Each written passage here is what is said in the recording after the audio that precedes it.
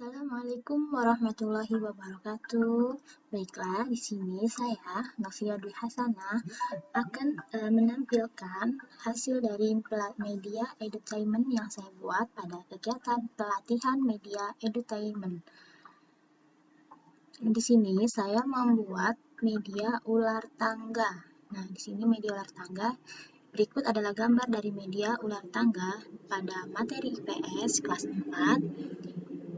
Di tema 6, cita-citaku, subtema 2, hebatnya cita-citaku pada pembelajaran 2. Di sini saya membuat media ular tangga ini berisikan tentang soal-soal berdasarkan materi yang ada pada pembelajaran 2, yakni materi bahasa Indonesia dan juga materi IPS.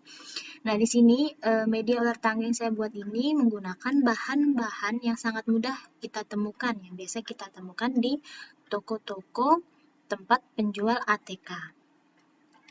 Berikut adalah alat dan bahan yang saya gunakan. Nah, di sini adalah gambar-gambar dari alat dan bahan yang saya gunakan. Yang pertama, itu ada kertas karton berwarna putih. Yang kedua ada pensil. Yang ketiga ada penghapus. Yang keempat ada spidol. Di sini saya menggunakan spidol snowman yang berwarna hitam dan juga berwarna merah. Kemudian di sini saya menggunakan pena. Di sini juga menggunakan pena hitam dan juga pena merah. Kemudian di sini ada spidol warna. Nah, spidol warna ini memiliki dua mata. Yang di sini itu adalah yang bagian besar ini menggunakan spidol dan bagian sebaliknya ini adalah pena, sehingga bisa digunakan untuk menulis tulisan atau soal-soal itu menjadi lebih berwarna. Kemudian yang terakhir itu ada mistar yang digunakan untuk membuat garis. Nah, setelah alat dan bahan, di sini saya akan menceritakan bagaimana proses saya membuatnya. Langkah-langkah atau cara pembuatan. Yang pertama, di sini saya membuat garis. Nah, kalau kalian ingin membuat juga, bisa membuat garis pada karton dengan menggunakan pensil dan dengan setiap sisi dari kotak ini adalah 8 cm. Pada karton yang berukuran besar, maka akan terbentuklah tabel kotak-kotak ini sebanyak 49. Dengan bawah ada 7 kotak dan ke atas 7 kotak. Kemudian langkah berikutnya, di sini garis yang sudah dibuat menggunakan pensil tadi ditebalkan dengan menggunakan spidol hitam. Saya menebali karton yang sudah saya buat dengan pensil tadi dengan spidol snowman yang berwarna hitam.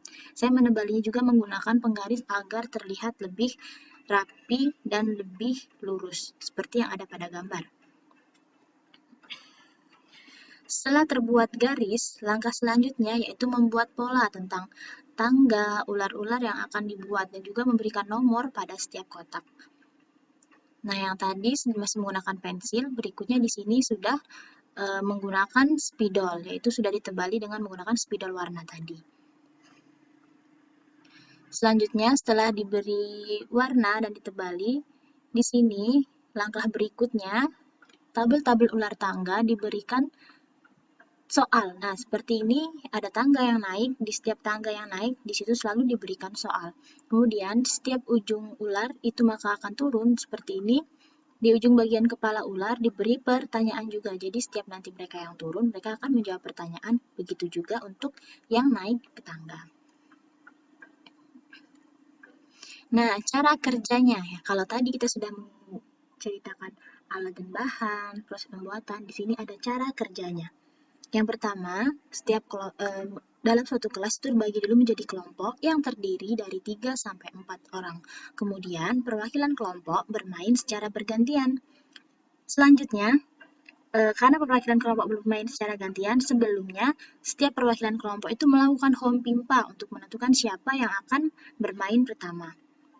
Kemudian, pemain yang pertama, jika sudah ditemukan siapa yang akan bermain pertama, pemain pertama akan melemparkan dadu, kemudian jalan sesuai dengan angka yang muncul. Jika dadu menunjukkan angka 3, maka dia akan melangkah sebanyak 3 kali dari kotak start.